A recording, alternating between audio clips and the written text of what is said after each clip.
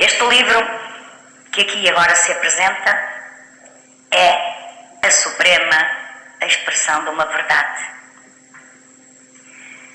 É, pelo humanismo, o único elo que tem de unir os povos para salvar o seu mundo, que hoje aqui nos encontramos. A cultura só é válida se nela palpitar vibrante o coração humano. Foi a tarde que aqui se viveu. Uma tarde cultural, mas sobretudo imensamente humana. Começo apresentando este imenso livro. Começo por refletir na sua dedicatória. Primeiro, a família. Sempre esta foi a porta de entrada para a história. Entre os homens que o são assumidamente, quer na vertente biológica, lei da natureza, quer na vertente sociomoral. Assim, neste volume, há início, filhos e mãe. Dedicação e memória, eis Abílio Pereira de Carvalho. No abraço a Nuro, a Walter, a Mafalda. Digo, porém, ao escritor que ponho em alvo da dedicatória alguma objeção. Que os que amamos, os que já se cumpriram, nos esperam para o verdadeiro abraço que fecha a porta às lágrimas, aos passos cansados, a todas as dores. A Mafalda, mãe e esposa, não quebrou nenhum projeto. E este livro é, por certo, uma etapa mais do caminho. Isto foi sobre a dedicatória. É este também o nosso pensamento sobre o mérito deste livro, que há de transitar por um nobre futuro de maior entendimento do fenómeno homem. Porque aqui o temos, o homem, na tríplice e una dimensão. A do homem longínquo, a do homem de agora, a apontar o homem do depois. Porque Abílio Pereira de Carvalho afirma-se nesta obra como aquele cidadão que Terêncio aponta nesta sua declaração. Homo sum, homini lame, alienum puto, sou homem. Nada do que é humano considero alheio a mim. Excelentíssimos senhores, numa pessoal, mas objetiva e já moderna concepção de história, que Fernão Lopes registra no prólogo da crónica del rei Dom João I, fala-se da mundanal afeição, que mais não é do que a submissão exacerbada aos afetos, à terra e à gente, que pode levar o historiador, cito, a desviar-se da direita estrada e a meter-se por semideiros escusos. Mas a ele próprio, Fernão Lopes, impõe o perfil daquele que, narrando a história, dá a cada um o louvor e a repreensão que merece, procurando dizer, cito, a verdade sem outra mistura, e nuamente mostrar ao povo quaisquer contrárias coisas da guisa que havieram, negativas coisas como realmente aconteceram. É exatamente este honrado postulado que vejo em Abílio Pereira de Carvalho nesta sua obra. Sendo mentira o dolo que envenena e desacredita o historiador, também o autor de Mosteiro da Ermida poderá dizer, de cabeça levantada, como disse o mestre, mentira neste volume é muito afastada da nossa vontade.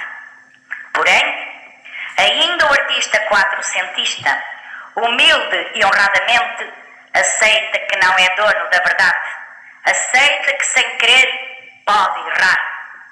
Mas se é possível e admissível ao historiador cometer um erro, tem ele, por imposição de uma deontologia que a todos assiste, o dever de procurar evitá-lo.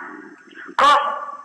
Consultando tão exaustivamente quanto possível, que nunca até à satisfação, as fontes multívocas e multímodas, trabalho de heurística, e depois, comparando-as agudamente, nas suas diferentes versões, sem nenhuma banalizar, trabalho de hermenêutica, e escolher a versão mais plausível.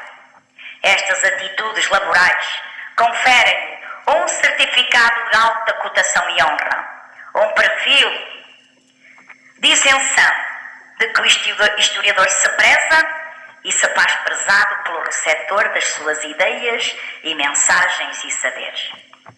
Os princípios da moderna história, a que aludi, são por demais evidentes no sumo apetecido deste volume, incluindo as imensas e pertinentes notas de rodapé, e depois dar a cada um o louvor e a repreensão que merece. É este o caminho conscienciosamente escolhido por Abílio Pereira de Carvalho, uma lição moral que nos transmite, porque o labor de todo historiador há de pautar-se por conceitos éticos que podem vir morigerar condutas e edificar consciências até as menos límpidas e mal formadas. E nisto, este historiador é mesmo um educador, quase subversivo, lutando contra tudo para assim se afirmar. Porém, Abílio Pereira de Carvalho não é o historiador solitário que se acabrunha sobre os documentos recolhidos na sua laboriosa pesquisa e com eles somente dialoga, para, entre as diferentes versões de um facto, encontrar a hipótese mais verídica. Proscreve de si essa tremenda responsabilidade, como? Repartindo-a com os leitores, aceitando-a e repetindo-a, naquele estilo comunicativo que também já o pai da historiografia portuguesa tinha assumido. E então vêm os apelos. Vejam, imagina, calculem, o leitor faça o cotejo dos documentos. Olhe, caro leitor, a fachada está voltada para poente, porque chega ao cúmulo de nos fazer um exame, um interrogatório.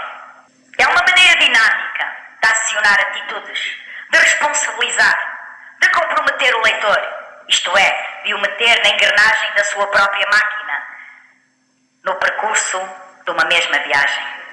É que Abílio Pereira de Carvalho, professor de prémios e de méritos, nega-se a ir ao sabor da corrente. Orgulha-se de ser esse desmancha-prazeres, apontando a si mesmo uma, cito, costumada irreverência. Ao mesmo tempo, o narrador histórico refere que seguiu de perto 3 historiadores: Arão de Lacerda, Gonçalves da Costa e Alexandre Alves, assaz muito citados neste seu volume.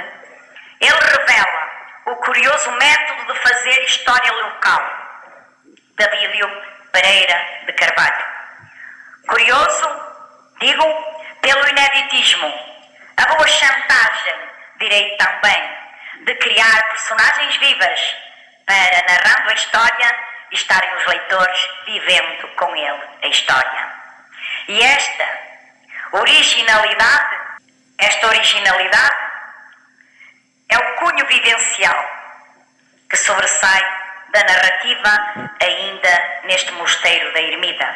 É um verdadeiro assédio à empatia do leitor que se sente envolvido na trama pelo dialogismo que apela e interpela. Como Fernão Lopes ainda, o autor do Mosteiro da Ermida, chama-nos ao palco dessa vida, quase a dizer como quem nos toca no ombro: ora esguardai como se fores presente. E nós vamos agradavelmente com o leitor através daquilo que para nós escreveu. Um capítulo que mais chama a atenção é o capítulo, neste livro, é o capítulo 9, o das siglas. Queremos que não foi por acaso que Abílio Pereira de Carvalho concedeu o número 9 ao capítulo em que se aprofunda no estudo das siglas. Muitos e bons historiadores, muitos curiosos até, escreveram já sobre estas pedras sigladas do Mosteiro da Ermida. A segunda tese, o valor e significado das siglas das suas pedras, repositório condensado de mensagens a iluminar a história, ali nas covas fundas do tempo e seu mistério.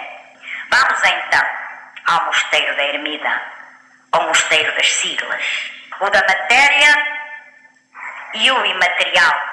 Ainda, Abílio Pereira de Carvalho percorre o Humberto Eco de O Nome da Rosa, correlacionando factos e ideias, ora por aproximação, ora por afastamento. Escreve Eco sobre os canteiros medievos, os trabalhos de arte figurativa concentrados à volta de um empreendimento urbanístico ou arquitetónico eram trabalhos de equipe. E a máxima recordação que os artistas poderiam deixar eram as siglas de reconhecimento sobre as pedras principais. Um desenho simples e geométrico, como uma estrela ou uma cruz.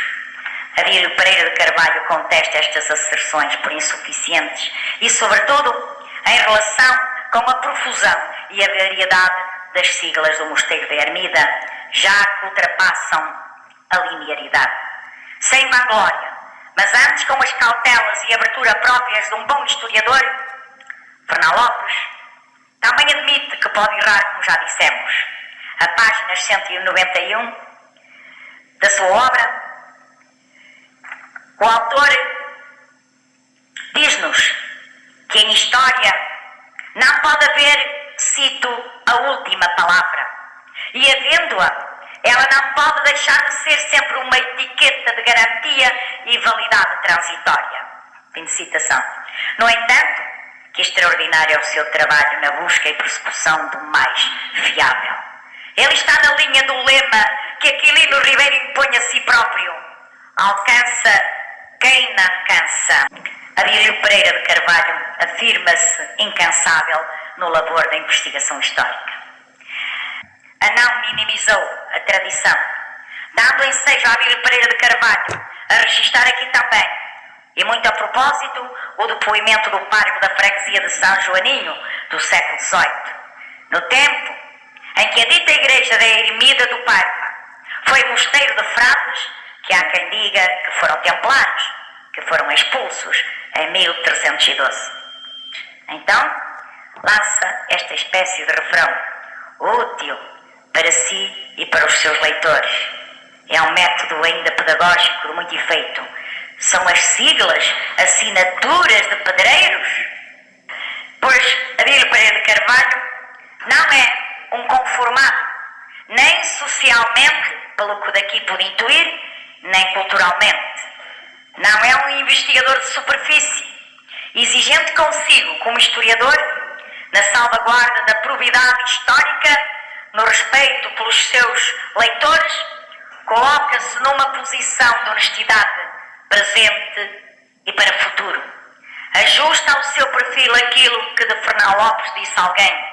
Para Fernão Lopes fazer história era como se estivesse incumbido de ditar uma sentença à posteridade.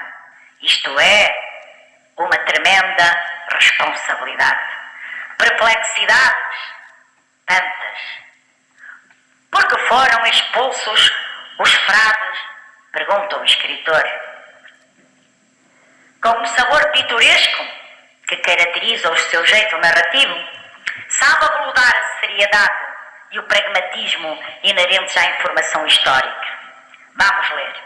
Por isso, e com alguma dose de ironia da nossa parte, talvez um dia o detetive Monge Guilherme passe por aqui e diga o inaudito acerca das siglas da Ermida. Mas enquanto isso não acontecer, e indagando nós por conta própria, fixemo-nos por agora nesses enigmáticos finais.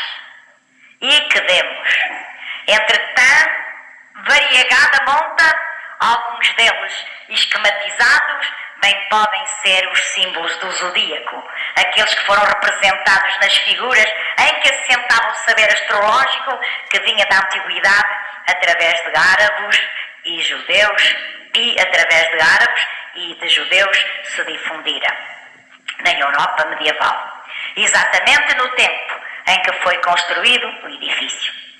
Dispersos, entretanto, ali estão, do carneiro ao sagitário, do escorpião aos peixes, do touro ao capricórnio, do leão aos outros todos. Acabei de citar. E conclui já convicto a nível Abílio Pereira de Carvalho. Não, estes sinais não são de modo algum somente a assinatura de pedreiros analfabetos. Primeiro quadrado, associado ao número 4. O hexágono, o pentalfa, estrela de 5 pontas ou o pentagrama, que relacionado com a riqueza simbólica do número 5, leva o autor a afirmar interrogativamente: ou não se identifica o homem com a estrela de 5 pontas, comum a todas as tradições? Não é ele um pentagrama vivo? Depois vem a sigla representando o número 9, ou o 6, que é o 9 invertido. Sobre esta sigla, o autor tece um conjunto de considerações sobre a motivação do seu trabalho, que vai muito para além do tal dito e feito. É o escritor quem adverte deste modo: se nos quedássemos por aquilo que tem sido dito e feito, não estaríamos a fazer este livro, nem envolvidos na decifração de um enigma. E estamos.